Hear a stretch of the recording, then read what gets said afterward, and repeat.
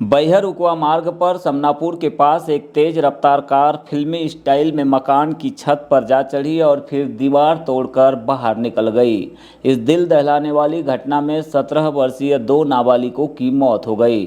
बताया गया कि मलाजखंड निवासी किरीस पिता दीपक बारिक अपने नानी के घर उकवा आया था, जहां वैभव पिता नीलेश नंद के साथ किरीस ने रात्रि में भोजन किया। इसके बाद दोनों ही कार की चाबी लेकर बिना बताए बैहर के लिए निकल गए। जहां से लौटते समय उकवा के पास समनापुर पहुंचे ही थे कि अचानक से कार अनियंत्रित होकर सड़क किनारे बने बसंत हरपाल के मकान की छत पर उछलकर जा घुसी और दीवार तोड़ते हुए बाहर निकली। हादसे की आवाज़ सुनकर आसपास के लोगों ने तत्काल पुलिस को सूचना दी, जिस पर पुलिस ने मौके पर पहुंचकर दोनों ही युवकों को कार से बाहर निकाला, लेकिन किरीस की मौत हो चुकी थी जबकि वैभव नंद की सांसें चल रही थी, जिसे तत्काल पुलिस के द्वारा मायल अस्पताल उकवा भेजा गया, जहां उसने भी दम तोड़ दिया। नगरपालिका क्षेत्र बालाघाट में 38 करोड़ की जलावर्धन योजना में अनियमितता को लेकर उठ रहे सवालों के बीच नगरीय प्रशासन भोपाल से पहुंची 6 सदस्यीय टीम ने मामले की प्रारंभिक जांच शुरू कर दी है। हालांकि इस बारे में शिकायतकर्ता और कांग्रेसी पार्षदों को कोई भी जानकारी नहीं दी गई। होटल में ठहरे जांच टीम को अटेंड करने के बाद नगरपालिका के जल प्रदाय विभाग के इंजीनियर और अधिकारी जांच टीम के साथ गोपनीय तरीके से वार्डों में निकल गए, जहां टीम के साथ जांच प्रारंभ करते ही कांग्रेस के पार्षद और विधायक प्रतिनिधि भी पहुंच गए। यहां पर उन्होंने जांच टीम के सामने मौके पर ही जांच करने की जानकारी नहीं देने पर नाराजगी जाहिर की। उन्होंने जांच अधिकारियों को भी आड़े हाथ लिया। हालांकि जांच अधिकारी कार्यपालन यंत्री राकेश राव ने कांग्रेसी पार्षदों को चर्चा के लिए समय दिया है और आश्वस्त किया है कि उनके द्वारा बताए गए वार्डों में भी जांच की जाएगी।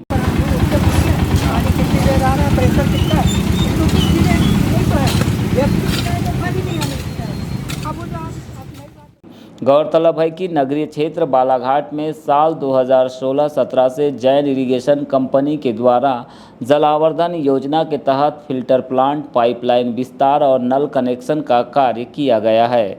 इस कार्य को लेकर बीते 2 वर्षों से लगातार नगरपालिका प्रशासन पर सवाल खड़े हो रहे हैं। दरअसल योजना के तहत कंपनी को 85% से अधिक की राशि का भुगतान किया जा चुका है, किंतु आज भी शहर में कुछ वार्ड ऐसे हैं जहां एक वक्त भी पानी नहीं मिल रहा है। इसे लेकर बीते दिनों 13 फरवरी के दिन बालाघाट विधायक अनुभा मुजारे ने विधानसभा में प्रश्न भी लगाया था। इसके जवाब में नगरीय प्रशासन मंत्री कैलाश विजयवर्गीय के द्वारा जांच कराने की बात कही गई थी, लेकिन लंबे समय तक मामले की जांच नहीं हो पाई।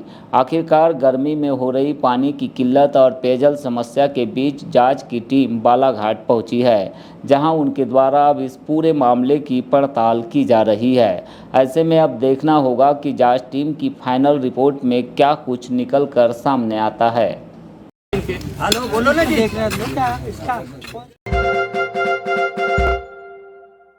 जिले में इन दिनों मौसम के 2 रंग दिखाई दे रहे हैं। कहीं पर भीषण गर्मी पड़ रही है तो कहीं पर आंधी बारिश का भी दौर देखने मिल रहा है।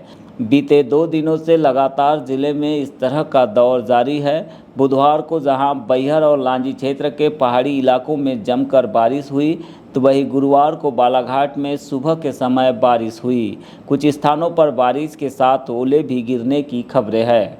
मौसम विभाग ने प्रदेश में अगले 24 घंटों में कई और जिलों में तेज बारिश की संभावना जताई है। विभाग की माने तो छिंदवाड़ा, सिवनी और बालाघाट जिले में आने वाले 24 घंटे में बारिश भी हो सकती है। इसके अलावा आंधी तूफान और ओलावृष्टि के भी आसार जताए गए। वही अचानक शुरू हुई बारिश से लोगों को गर्मी से राहत तो मिली है, लेकिन गुरुवार को जिले में सुबह से तेज हवाएं भी चली, जिससे तापमान में भारी गिरावट दर्ज हुई है। बेमौसम बारिश के चलते तापमान 36 डिग्री सेल्सियस तक पहुंच गया है।